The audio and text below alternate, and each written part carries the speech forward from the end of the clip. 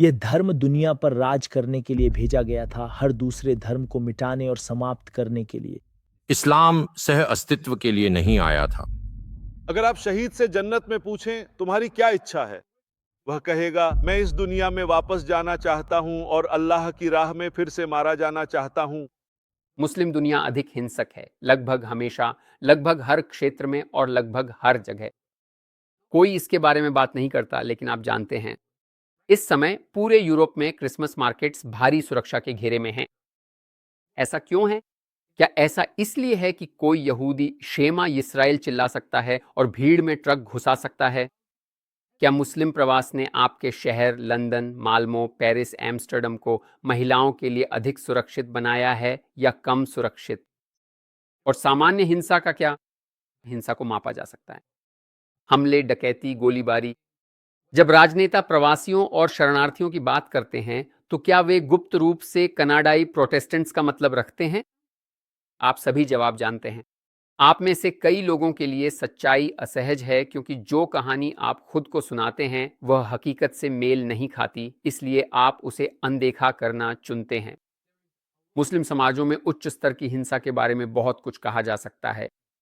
यह हर जगह है और हर स्तर पर है। किसी भी कमजोर व्यक्ति के खिलाफ हिंसा, महिलाएं, समलैंगिक, अल्पसंख्यक, बच्चे। अगर बाल विवाह कमजोरों के खिलाफ अपराध नहीं है तो और क्या है? यहां तक कि तानाशाही, और हर मुस्लिम देश एक तानाशाही है, हिंसा का एक रूप है, एक ऐसा तंत्र जो व्यक्तिगत अधिकारों को कुचलने पर आधारित है।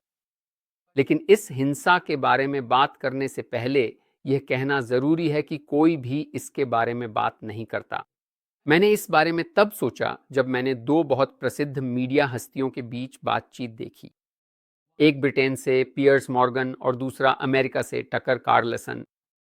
उनकी बातचीत मेरी नज़र में इस बात का प्रतीक है कि पश्चिम क्यों गिर रहा है और गिरेगा। वे मुस्लिम दुनिया में हिंसा के स्तर के बारे में, या इस तथ्य के बारे में कि इस्लाम खुलेआम पश्चिम पर प्रभुत्व जमाने का लक्ष्य रखता है, या इस तथ्य के बारे में कि पृथ्वी पर कोई भी ऐसी जगह नहीं है जहां इस्लाम का शासन हो और लोकतंत्र मौजूद हो, इन बातों पर बात ही नहीं कर सकते। और ये दोनों वामपंथी नहीं हैं, न ही प्रगतिशील हैं। फिर भी ये दोनों इतनी गलतफहमी में हैं कि यह दयनीय है।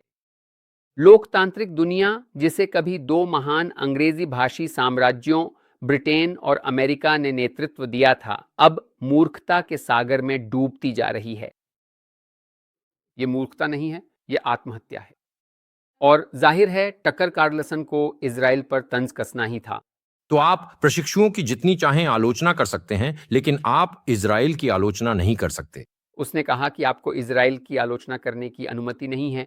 सही है, किसी को भी इजराइल की आलोचना करने की अनुमति नहीं है, जबकि वह धरती पर सबसे अधिक आलोचना झेलने वाला देश है। आप मीडिया में देख सकते हैं कि इजराइल के बारे में कितनी नकारात्मक खबरें आती हैं, लेकिन आपको इसकी जरूरत भी नहीं है। अगर टकर सिर्फ अपने ही यूट्यूब चैनल को देख लें तो उन्हें पता चलेगा कि उन्होंने इजराइल की आलोचना बाकी सभी देशों की तुलना में कहीं ज्यादा की है। क्या आप जानते हैं कि उन्होंने किसकी आलोचना नहीं की है? बिल्कुल भी नहीं। मुस्लिम दुनिया की। एक बार भी नहीं। करीब 50 मुस्लिम देश हैं। इनमें से लगभग किसी के पास भी लोकतंत्र या अभिव्यक्ति की स्वतंत्रता नहीं है। यहां तक कि उसके अमीर कतर के दोस्त भी न तो लोकतंत्र रखते हैं और न ही अभिव्यक्ति की स्वतंत्रता, लेकिन वह उनके बारे में कभी एक शब्द भी नहीं कहते। टक्कर कार्लसन कहते हैं कि वह एक ईसाई हैं। शीर्ष 10 देशों में जहां ईसाइयों पर सबसे अधिक अत्याचार होता है, उनमें से सभी उत्तर कोरिया को छोड़कर मुस्लिम देश हैं। अफ्रीका, सूडान और नाइजीरिया में ईसाइयों के खिलाफ लगातार नरसंहार हो रहा है, और टकर इसके बारे में बिल्कुल भी कुछ नहीं कहते। पियर्स मॉर्गन के मामले में तो यह और भी ज्यादा शर्मनाक है। उनकी बातचीत की शुरुआत टक्कर के इस सवाल से होती है कि ब्रिटेन को क्या हो गया, वह देश जो कभी दुनिया पर राज करता था और अब बिखर रहा है।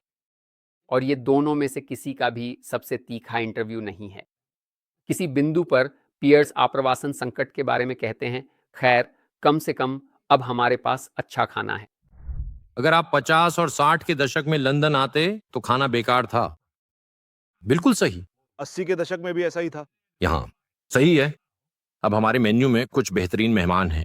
लंदन जल रहा है, लेकिन देखो ठंड है तो आग से गर्मी मिल रही है। उनकी यह शर्मनाक टिप्पणी कि कम से कम अब हमारे पास अच्छा खाना है ने मुझे उनके मिस्र के कॉमेडियन बासिम यूसुफ के साथ इंटरव्यू की याद दिला दी। गाजा युद्ध की शुरुआत में बासिम पियर्स मॉर्गन के शो पर वायरल हो गए थे। 23 मिलियन व्यूज। पियर्स ने फॉर्मूला समझ लिया था, इजराइल की आलोचना करो, व्यूज पाओ। तो वह बासिम के साथ एक हल्का फुल्का इंटरव्यू करने के लिए अमेरिका गए। उस इंटरव्यू को 12 मिलियन व्यूज मिले। इंटरव्यू के अंत में वे जैतून के तेल के साथ पीटा ब्रेड खाते हैं। मैंने कभी पियर्स मॉर्गन को किसी इंटरव्यू के अंत में मेहमान के साथ खाते हुए नहीं देखा, लेकिन जब मेहमान 1 अरब मुस्लिम होता है तो अचानक खाना जरूरी हो जाता है। इन तीनों के लिए बस 2 ही, ये वाकई में बहुत स्वादिष्ट है। क्योंकि पियर्स अब क्या कहेंगे, मुझे पसंद है कि आपकी संस्कृति महिलाओं और अल्पसंख्यकों के साथ कैसा व्यवहार करती है। आपकी संस्कृति समलैंगिकों से कैसा व्यवहार करती है? नहीं, जब कहने को कुछ नहीं होता इसी पर आ जाते हैं।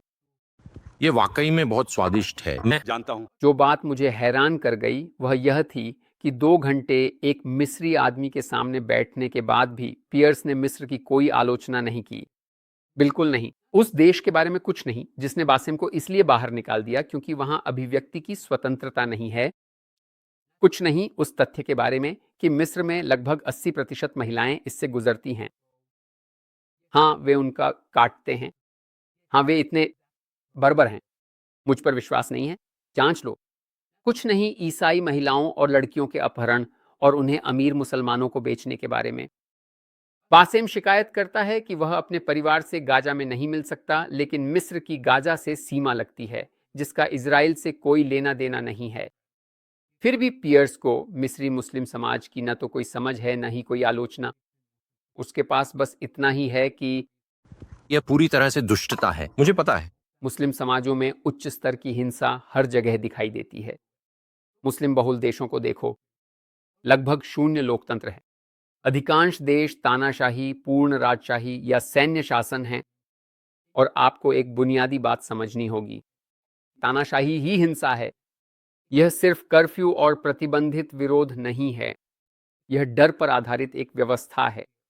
गिरफ्तारी, यातना, गायब कर देना, कठोर कानून और महिलाओं के साथ व्यवहार को देखो।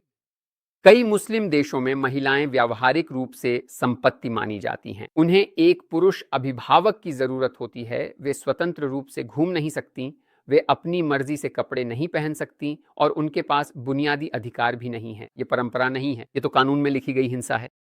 और एलजीबीटी लोग, मुस्लिम दुनिया के अधिकांश हिस्सों में सजा मौत, फांसी, पत्थर मारना या कैद है। और यह हिंसा सिर्फ अल्पसंख्यकों, महिलाओं, समलैंगिकों या बच्चों के खिलाफ ही नहीं है, यह ईसाइयों के खिलाफ भी है। हमें नाइजीरिया और सूडान में इस समय हो रहे नरसंहार का जिक्र करना चाहिए, क्योंकि पियर्स मॉर्गन, टकर कार्लसन और कैंडेस ओवेंस ऐसा नहीं करेंगे। और आप मुस्लिम दुनिया के भीतर भी हिंसा को देख सकते हैं। यमन, सीरिया, इराक, लीबिया में सैकड़ों हजारों लोग मारे गए, उपनिवेशवाद की वजह से नहीं बल्कि इसलिए क्योंकि हिंसा हर स्तर पर गहराई से मौजूद है। अब पश्चिमी यूरोप को देखिए, क्या बहुसांस्कृतिकता काम कर रही है? आंकड़े कुछ और ही कहानी बताते हैं। Sweden, Germany, France, Netherlands, Austria, Belgium, हर जगह आपको यही पैटर्न देखने को मिलता है। मुस्लिम पृष्ठभूमि से आए प्रवासियों में हिंसक अपराध की दरें काफी अधिक हैं। स्वीडन को ही लीजिए, दशकों तक यह दुनिया के सबसे सुरक्षित देशों में से एक था। 1970 के दशक में शुरू हुई बड़ी प्रवासन लहर के बाद से स्वीडन विस्फोटों, गैंग युद्ध और कभी न खत्म होने वाली हिंसा का केंद्र बन गया है। यह सब पहले वहां मौजूद था। जर्मनी में पुलिस बार बार रिपोर्ट करती है कि मुस्लिम मूल के लोग अपनी जनसंख्या के अनुपात से कहीं अधिक दर पर हिंसक अपराधों में शामिल हैं। यौन उत्पीड़न, चाकू से हमले, सड़क पर झगड़े, नोगो जॉन में अपराध, यहां तक कि बर्लिन, डसेल्डोर्फ और डॉर्टमुंड के पूरे पूरे मोहल्ले, जहां पुलिस भारी सुरक्षा के बिना शायद ही कभी प्रवेश करती है, ये सब संयोग नहीं है। ये मिनी समाजों की रचना है जो अपने देश की परंपराएं और मानदंड यहां ला रहे हैं। फ्रांस में 60% कैदी मुस्लिम हैं, जबकि मुस्लिम आबादी लगभग 10% है। ये नस्लवाद नहीं है, ये आंकड़े हैं। और ये आंकड़े उस समाज में मौजूद हिंसा के स्तर के बारे में कुछ बताते हैं जहां से वे आते हैं। ऑनर किलिंग, मुझे यह शब्द पसंद नहीं है, इसे उसके असली नाम से बुलाना चाहिए। महिलाओं की हत्या, बदला, बिना बल प्रयोग के विवाद सुलझाने में असमर्थता एक माचो हिंसक संस्कृति में। नीदरलैंड्स 20 साल पहले ये दुनिया के सबसे सुरक्षित और शांत देशों में से एक था। आज रॉटरडैम और एम्स्टर्डम के कुछ इलाकों में मुस्लिम प्रवासी युवाओं के बीच अपराध दर स्थानीय आबादी की तुलना में कई गुना अधिक है। डच पुलिस खुलेआम आयातित हिंसक संस्कृति के बारे में बात करती है। बेल्जियम, ब्रुसेल्स और मोलेम्बिक मुस्लिम गिरोहों गोलीबारी, ड्रग व्यापार और आतंक नेटवर्क के प्रतीक बन गए हैं। फिर से ये दूसरे और तीसरे पीढ़ी के लोग हैं, गरीब शरणार्थी नहीं। और इन सभी देशों में मुस्लिम देशों से आए प्रवासियों द्वारा किए गए यौन हमलों में भी भारी वृद्धि हुई है।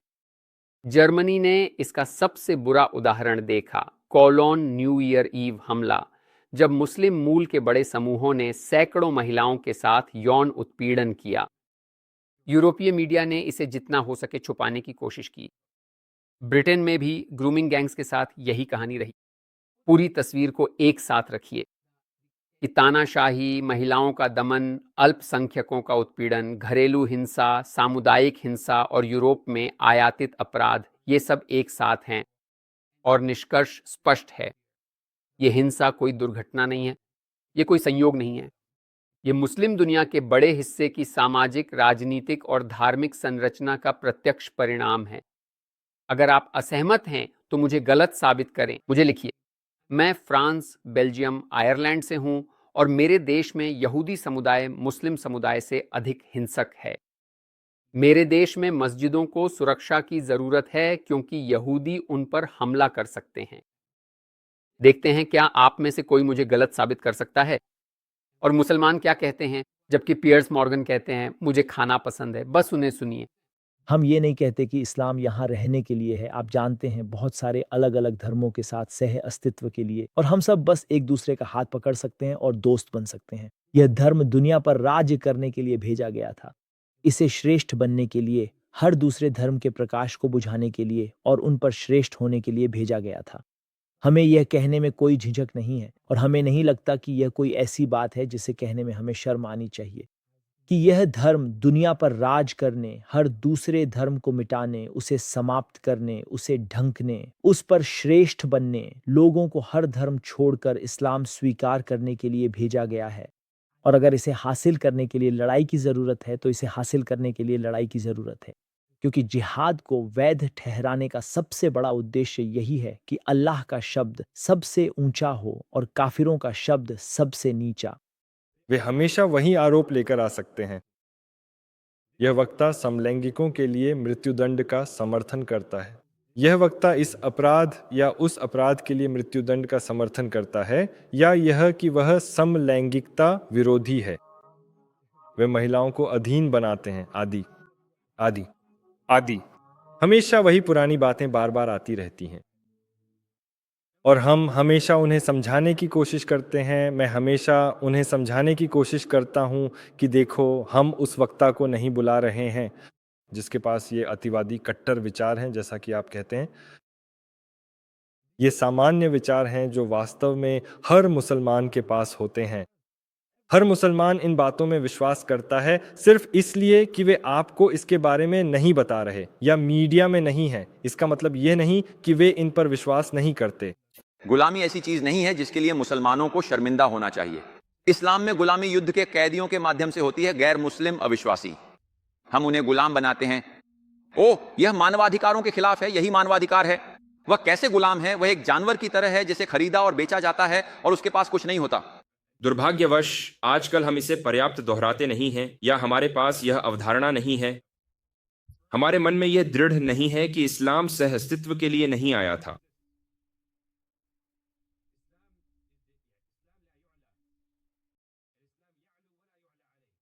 इस्लाम को ऊंचा उठाया गया है और इस्लाम से ऊपर कुछ भी नहीं है। हम इस्लाम के बारे में यह नहीं सोच सकते कि वह इन अन्य धर्मों के साथ रहने के लिए आया है, इस अर्थ में कि इस्लाम भी उन धर्मों में से एक धर्म है और उनका भी सत्य में हिस्सा है।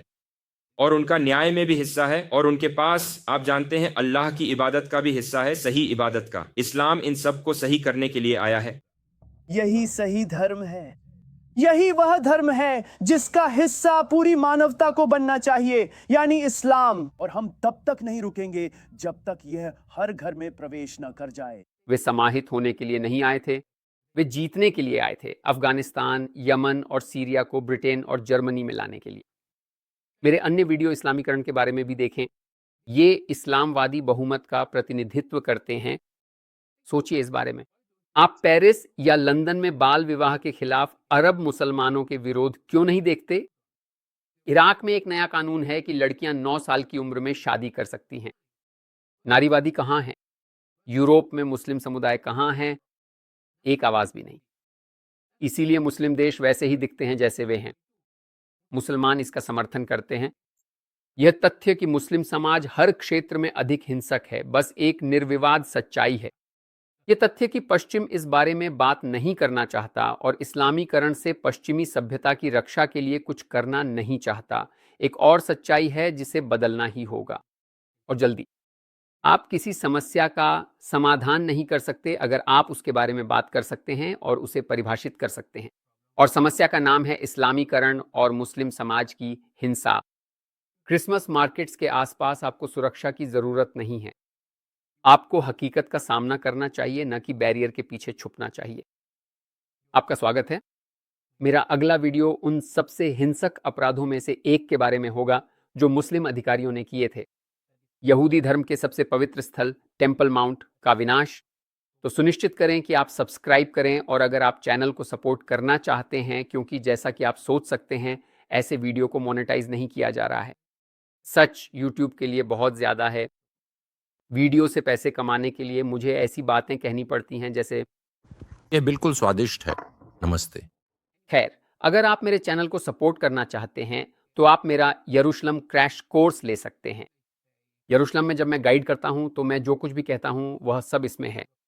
सभी वीडियो, सभी स्थान और पश्चिमी सभ्यता के कुछ सबसे महत्वपूर्ण स्थलों से जुड़ी सभी जानकारियां इसमें शामिल हैं।